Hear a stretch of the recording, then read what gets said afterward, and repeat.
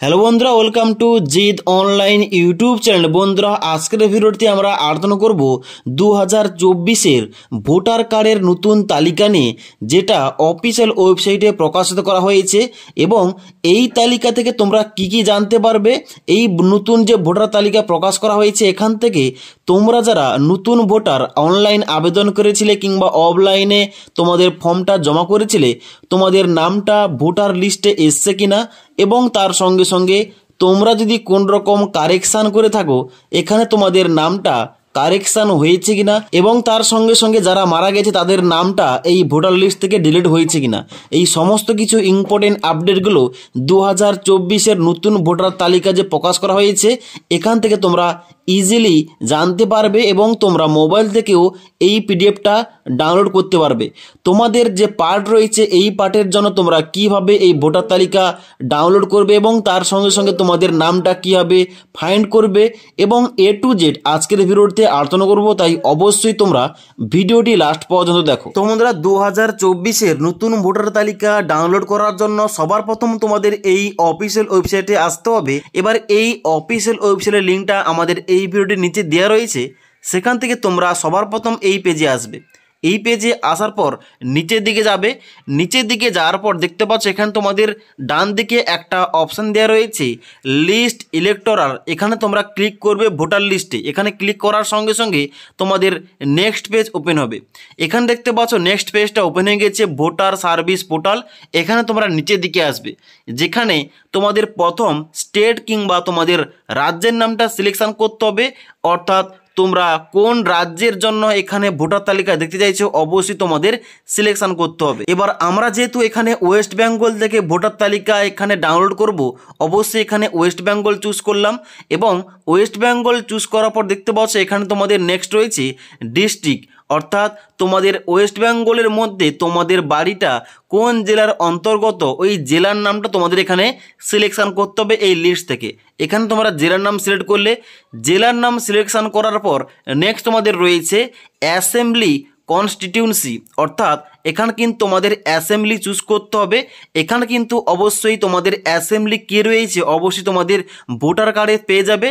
তোমার কিংবা তোমাদের বাড়ির যে কোনো ভোটার কার্ড থেকে তোমরা কিন্তু এই নাম্বারটা বের করতে পারো। অ্যাসেম্বলি চুজ করার পর দেখতে পাচ্ছ নেক্সট তোমাদের এখানে রয়েছে সিলেক্ট ল্যাঙ্গুয়েজ। এখানে ক্লিক করার সঙ্গে সঙ্গে দুটো রয়েছে ল্যাঙ্গুয়েজ, ইংলিশ এবং বেঙ্গলি। এবার যেহেতু আমাদের মাতৃভাষা বেঙ্গলি, অবশ্যই কিন্তু এখানে বেঙ্গলি চুজ করতে হবে এবং তারপরে তোমরা নিচের দিকে আসবে। নিচের দিকে আসার পর এখানে কিন্তু দেখতে পাচ্ছ এখানে তোমাদের একটা ক্যাপচা কোড দেওয়া রয়েছে। ক্যাপচা কোডটা ডান দিকের ঘরে দেখে দেখে এন্টার করবে। তারপর তোমরা কি করবে, নিচের দিকে আসবে। এবার নিচের দিকে আসার পর দেখতে পাচ্ছ বাম দিকে পার্ট ডিটেলস। এখানে তোমাদের সিরিয়াল নম্বর অনুযায়ী প্রতিটি পার্টের যে স্কুলে তোমরা ভোট দাও এই স্কুলের নামটা কিন্তু ওপেন হয়ে যাবে, অর্থাৎ ভোট দানের কেন্দ্র কিন্তু নামটা ওপেন হয়ে গেছে। এবং ডান দিকে ড্রাফট রোল 2024 এবং ডান দিকে রয়েছে ফাইনাল রোল 2024। তাছাড়া তোমরা কিন্তু এখানে সিরিয়াল নম্বর কিংবা বুথ নম্বর অনুযায়ী তোমাদের পার্টের নামটা ফাইন্ড করতে পারো। এবার তোমাদের যে বুথ নম্বর রয়েছে ওই বুথ নম্বরটা এখানে দেখতে পাচ্ছ একটা সার্চ অপশান দেওয়া রয়েছে, এখানে সার্চ করলেই পেয়ে যাবে। তাছাড়া তোমরা নিচের দিকে আসার পর তোমরা কিন্তু এখানে নেক্সট অপশানে ক্লিক করলে এখানে তোমাদের সমস্ত পার্টির নাম সহ এখানে সিরিয়াল নম্বর তোমাদের সামনে ওপেন হবে। এবার তোমাদের উদাহরণস্বরূপ বলে রাখি, ধরো আমি এখানে 281 পার্ট নম্বর, এখানে দেখতে পাচ্ছ এখানে তোমাদের স্কুলের নাম দেওয়া রয়েছে। এখানে এই পার্টটার জন্য আমরা ফাইনাল ভোটার তালিকাটা ডাউনলোড করতে চাইছি, তাহলে এখানে দেখতে পাচ্ছ ডান দিকে তোমাদের রয়েছে এই স্কুলের ডান দিকে ফাইনাল রোল 2024, তার নিচে একটা ডাউনলোড অপশান দেওয়া রয়েছে। এখানে ক্লিক করতে হবে ভোটার তালিকা ডাউনলোড করার জন্য।